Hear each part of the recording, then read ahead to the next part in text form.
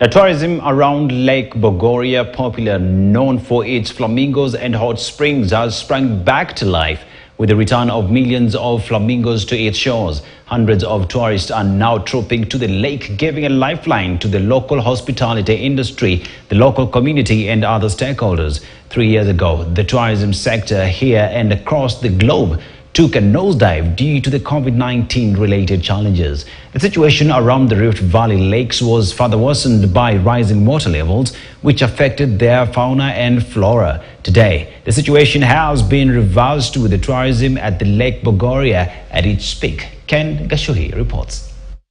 At the shores of Lake Bogoria, a blend of unique melodies from millions of flamingos fill the air, with the birds randomly dipping their beaks into the lake for the sumptuous green algae.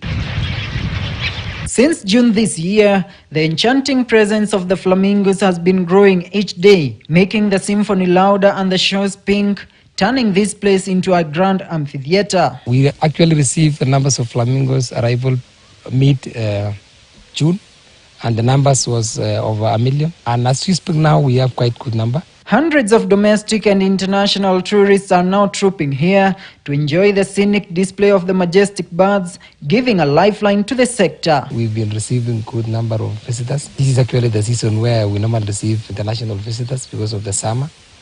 And again, we had quite a number of visitors, students visiting to learn more, especially the primary or secondary school and the university. We are very grateful to host a very good number of clients.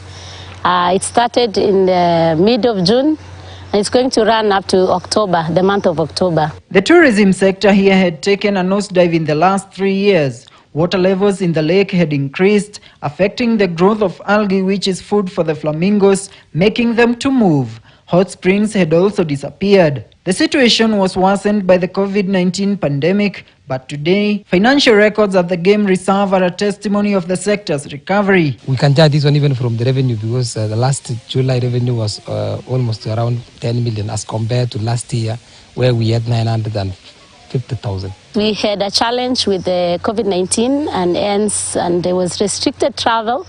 Hence, we missed out this kind of scenario you see today. Flooding has reduced and water intake around here has been slow. By the lakes receding, we believe in a few months or 1 year, the hot springs will be back. Annual average revenues collected by the county government of Baringo from Lake Bogoria National Reserve amounts to 90 million shillings, but this had dropped to a paltry 2 million shillings during the COVID-19 pandemic. The stakeholders are now pushing to better market the county's tourism circuit. Apart from the flamingos, we have a lot to offer: culture, very rich in culture, and also the scenery. We are actually trying to work close with the key partners, especially the tour companies, the hoteliers.